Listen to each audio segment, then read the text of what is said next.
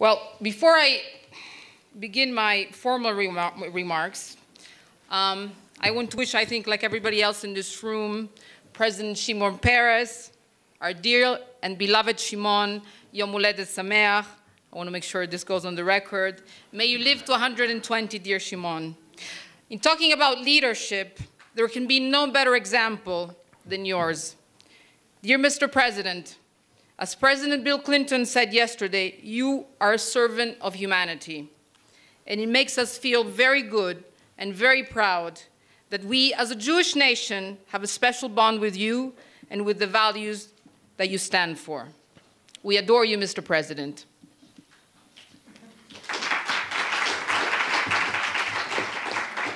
So on that sentimental note, I welcome you all to this afternoon's panel about the tomorrow of Jewish leadership. And I want to start by saying that clearly in life, everything is relevant. So please don't make a comparison between what I'm going to say today to what was said yesterday by distinguished panelists and world leaders like President Bill Clinton, Prime Minister Blair, and of course, President Peres. Allow me to thank our panelists this afternoon, our moderator, who was jumped into the session last minute, so thank you for accepting the challenge. I'm of course humbled and honored to be part of this distinguished panel. As the only non-professional, the first one to speak, so I guess I don't have an easy task. Of course, the proof that we are in the right room at the right time is the fact that Malcolm Honline is here with us, because Malcolm is always at the right place at the right time. So thank you for being with us, Malcolm. It's a pleasure to be having this panel with you this afternoon. As a starting point, I have been asked to outline what exactly triggered my own path towards becoming a leader. Well, any leader must have a wholehearted belief in whatever cause they devote themselves to. And for me, dear friends, the desire to become a leader was simply a natural extension of my deep belief in the Jewish people and the centrality of the State of Israel. My upbringing in a traditional Jewish Libyan family unquestionably instilled these convictions within me. But at the same time, like every committed Jew, I took the independent decision that my Jewish identity would be the central focus of my life. The decision to lead was just an extension of this process. Because once a love of Jewish community, Jewish heritage, and the State of Israel is embedded deep within you, the desire to help share and shape our nation's future is only a small step away. It sounds like very straightforward and natural process. But the very fact that we are here today to discuss the complexities surrounding the Jewish leadership of tomorrow indicates that we are not yet 100% sure and confident about the Jewish future. As a result, we must work out how to smooth the path for the next generation. But before we begin to wrestle with the idea of how we can shape a better tomorrow, we must begin by truly understanding what it means to be a Jewish leader.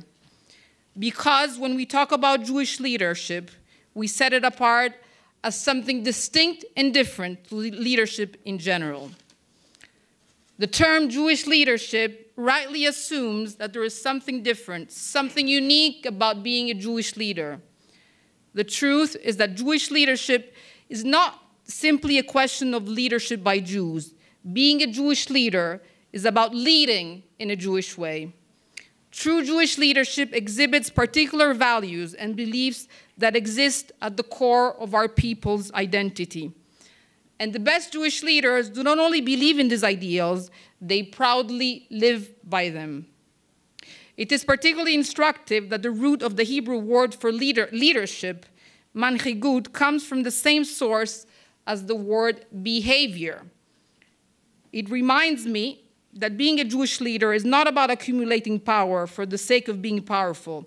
It is about acting in accordance with moral and values, placing them at the heart of a vision for a better future. Because a Jewish leader must have a vision.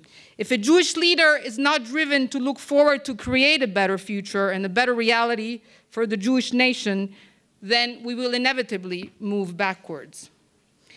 Indeed, we are told in the Proverbs, where there is no vision, the people perish. But of course, a vision must be nurtured and must be turned into a reality if it has to have true meaning. And so it is no wonder, therefore, that historically the great leaders of our people have been both visionaries and people of action.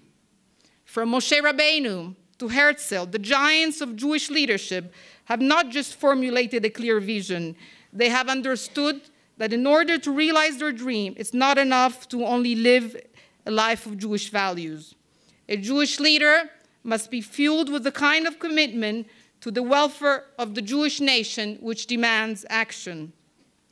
But if Jewish leaders are expected to dedicate themselves to building a vision based on national values, then it is clear that their leadership must be firmly rooted in another crucial quality. Quite simply, a Jewish leader must, by definition, be dedicated to Jewish education. Without a deep understanding of who we are and what we stand for as a people, no Jewish leader can provide real direction. Any one of us, and most of us, I'm sure, have visited David Ben-Gurion's home in the Negev, will have been struck by his enormous library of books. It is natural to wonder how a man with such a huge thirst for knowledge found the time and energy to drive and oversee the birth of the State of Israel. The answer is simple. Far from disrupting Ben-Gurion's vision for the Jewish state, learning fueled his enthusiasm to eventually enact the most significant event in 200 years of Jewish history, of course, the establishment of the Jewish state. However, not all educated, passionate, and profoundly committed Jewish people become Jewish leaders. We must be honest, leadership is not for everyone. For some people, leadership is thrust upon them through circumstances, while for others, it is a burning desire which they are constantly striving to achieve. However, the truth is that either way, for all leaders, choosing to lead is exactly that. It is a choice. Let's be clear. Leadership is rarely glamorous. It's most certainly always hard work.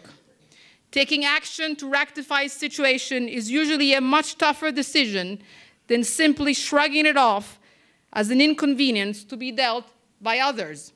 So for every leader, there must be a compelling reason for the unusual and hard and difficult decision to act. There must come a point when an overwhelming sense of responsibility to the Jewish people demands that you lead. I'm sure that all of us here on the panel have at some point experienced a wake-up call. For me, my passionate belief in the centrality of the State of Israel to the Jewish people led me to take up the challenge of leadership. Zionism, the commitment of Jewish sovereignty, and the belief that we must shape our national identity is the spark deep within my heart which compels me to lead others. An essential component of my own sense of leadership is a deep belief in the very people that I lead. It's something that former UK Chief Rabbi Jonathan Sachs highlighted as one of the 7 core principles in any essay of Jewish leadership. And I can honestly say that I believe wholeheartedly in the Jewish people. I believe in a people which has not only survived but thrived through the ages unlike many others. I believe in a people which has contributed so much more to humanity than numerous bigger and more powerful nations. And I believe in a people with a timeless mission to make this world a better place. I have total faith that the Jewish nation can achieve just about anything. That is why my personal lighthouse has been and remains the wonderful organization that I lead today, that I have the zechut, the privilege and the honor to lead, Keren HaYesod.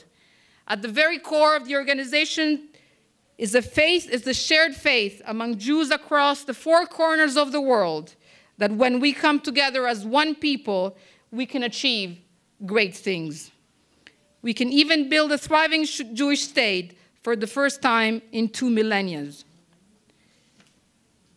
What I have outlined so far are the basic tenets for Jewish leadership.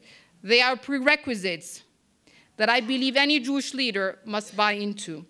However, we must also recognize that leadership is an incredibly varied and vast concept.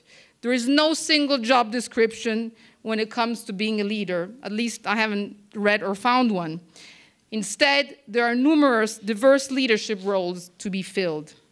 In fact, we are taught that as a nation, we are stronger when multiple leaders combine their different strengths to answer all the needs of Am Yisrael. So as we look forward to the future, we must ensure that increasingly diverse leadership roles are available for the next generation. What is clear to me when I meet young people is that they are no less capable, no less talented than generations before them, nor are they less willing to claim a stake in the Jewish future. However, they are continually searching for new, innovative channels of engagement, all of which brings me on to shaping the future and the changing of the guard itself, the title of our panel this afternoon. There is, of course, significant concern about the challenges ahead. The threat of assimilation and the concerted efforts to delegitimize the State of Israel are deeply troubling for Jewish communities across the world. Meanwhile, the security challenge facing Israel are no less grave than at any point in its history. However, none of this means that the changing of the guard needs to be a revolution. The fact that the Jewish nation continues to thrive, and we have seen an example of it in the last 48 hours, indicates that we have a winning product, even more so when viewed in historic perspective. We live, I believe, in an incredibly privileged generation. For the first time in 2,000 years, we rightly take the existence of the state for Israel, the Jewish state, for granted, and allow me to say, sometimes even too much for granted. Jewish leadership has got us this far. It does not require an overhaul. Instead, it must do what it has always done and simply adapt. The product of the Jewish peoplehood may not have changed, but the ways in which younger people engage with it has. For a start, we live in a world where identified with a collective is increasingly discouraged. Instead, we are encouraged to build a Facebook page around which an entire world of social activity revolves. Celebrity culture thrives on the celebration of the individual. By contrast, the very concept of Jewish identity has much more to do with communal identification than personal religious belief. Without communal and national bonds, there is simply no Jewish people. We must also contend with a trend in Western thought which looks down upon particularism. National identity is often outdated and threatening. As a result of these developments, the traditional measures of Jewish identity are not relevant as they once were. Organizational affiliation is no longer the ultimate measure of communal commitment. Young Jews are looking for new and more nuanced ways to engage, and it is our challenge to facilitate this. We must start by adapting the approach to Jewish education, the very underpinning of Jewish leadership. Rather than focus on educational efforts on bitter tragedies of our past, we must showcase all that is exciting in the Jewish present. And here we are in the conference of Facing Tomorrow, where we have seen an example of what the Jewish nation and the Jewish people have achieved in the past and are continuing to achieve in the future. We must teach about a nation bound by common heritage and infused with common values. That way, the next generation will understand that they are part of a people with a mission to build a better future, not only to lament a tragic past. We must be clear that our greatest asset, the State of Israel, is the heart of its future. It is, after all, the ultimate expression of our commonality. And that is why Karen Isod is so thoroughly committed to programs which help young diaspora Jews understand the centrality of Israel, not only to Jewish life, but to their own personal stories. Initiatives such as Taglit and Masa continue to inspire countless young people by letting them experience and discover Israel for themselves.